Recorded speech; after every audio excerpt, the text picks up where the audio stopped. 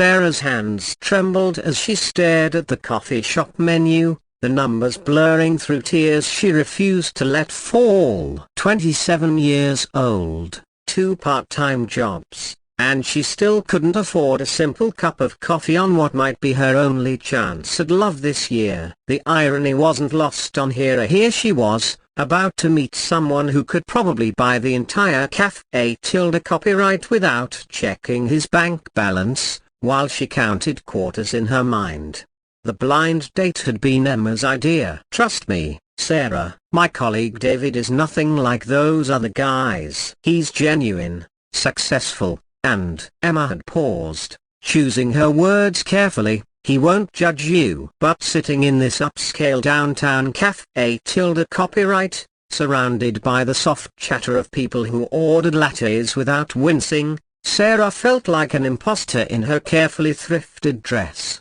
She'd arrived early, hoping to claim a corner table and maybe just order water, but the hostess had seated her right in the center of the bustling cafe tilde copyright. Every table around her seemed occupied by people effortlessly sipping expensive drinks, their MacBooks open, designer bags casually draped over chair backs. Sarah clutched her phone, checking the time for the 5th time in 2 minutes. 6:58 p.m. He'd be here any moment. The bell above the door chimed, and she looked up to see a man scanning the room. Tall, with kind eyes behind wire-rimmed glasses, wearing a simple button-down that somehow looked expensive in its understated elegance. Their eyes met, and his face broke into a warm smile. David Mitchell, 34. CEO of a tech startup that Emma had mentioned was doing really well. What Emma hadn't mentioned was how his entire demeanor would change when he spotted her, as if seeing her had genuinely made his day brighter. Sarah? He approached with an easy confidence that wasn't arrogant, just sure of himself in a way she envied. That's me. She stood to shake his hand, acutely aware of how her palm might be slightly damp from nervousness. I'm so glad we're finally meeting. Emma's told me wonderful things about you. He settled into the chair across from her, immediately flagging down a server. What can I get you to drink? This was it, the moment she'd been dreading. Sarah's mouth went dry as the server appeared, pen poised expectantly. She glanced at the menu one more time, seeing the prices that represented groceries for a week, gas money, the difference between making rent on time or 3 days late. She started, then stopped. The server waited. David waited. The entire cafe tilde copyright seemed to pause. Heat crept up her neck as she realized there was no graceful way out of this. I'm sorry, she said quietly, looking down at her hands. I can't afford coffee right now. The silence stretched for what felt like hours but was probably only seconds. When she finally looked up, expecting to see pity, judgment, or was that polite smile people gave before making their excuses, as she found David watching her with an expression she couldn't quite read. You know what?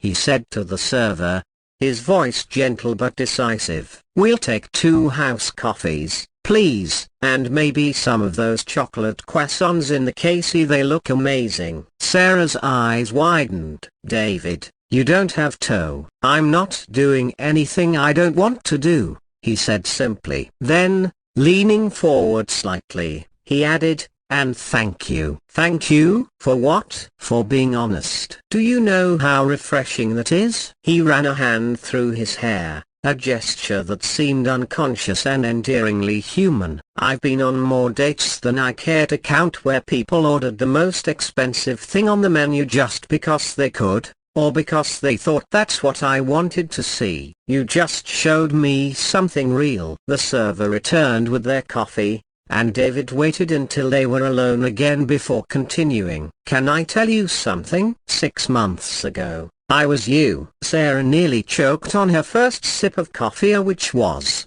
she had to admit, remarkably good. You were me, different circumstances, same feeling. He wrapped his hands around his mug, staring into the dark liquid. My startup failed spectacularly. I mean, Front page of TechCrunch: spectacular failure. Lost everything in my savings, my apartment, had to move back in with my parents at 33. He looked up at her then, and she saw something vulnerable in his eyes. I remember going to a coffee shop near my parents' house, wanting desperately to feel normal again, to sit somewhere that wasn't my childhood bedroom and work on my resume. I stood in line for 10 minutes, got to the counter, and realized I had exactly $3.47 in my checking account. What did you happen? I ordered a small black coffee and sat in that shop for 6 hours, making it last. He smiled ruefully. The barista, this college kid named Marcus, kept refilling my cup without charging me. Never said anything about it,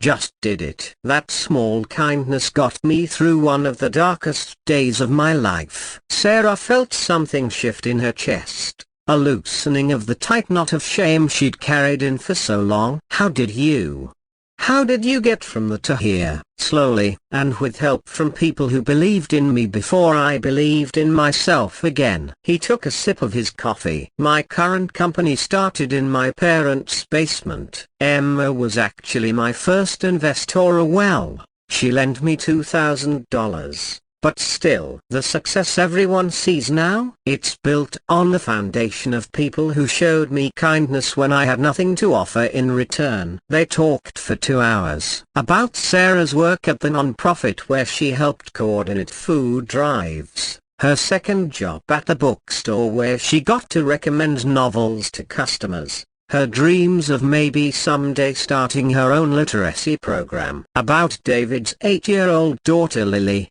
who lived with him half the time and had recently announced she wanted to be an astronaut veterinarian when she grew up, about their shared love of old movies and terrible puns. As the Cafe Tilde copyright began to empty around them, David glanced at his watch. I hate to do this, but I need to pick up Lily from my sisters by 9. Of course. Sarah began to gather her things, wondering if this was a lovely evening that would live in her memory as that time she had coffee with the CEO. Sarah, David said as they stood. Would you maybe like to have dinner this weekend? Somewhere we can actually afford, he added with a grin that made her heart skip. She looked at him, or really looked. This man who could have judged her, dismissed her, or worse, felt sorry for her. Instead, he'd met her honesty with his own, her vulnerability with kindness, her shame with understanding. I'd love that, she said. But I should warn you, I'm still probably going to need help with the menu. Then it's a good thing I've gotten pretty good at reading between the lines, he replied. And Sarah, for what it's worth, I think you're exactly where you're supposed to be. Walking to her beat-up Honda Civic while David climbed into his sensible Toyota, not the sports car she'd imagined her, Sarah felt something she hadn't experienced in months. Hope. Not the desperate kind that clings to lottery tickets and wishes, but the steady, warm kind that comes from being seen, understood, and accepted.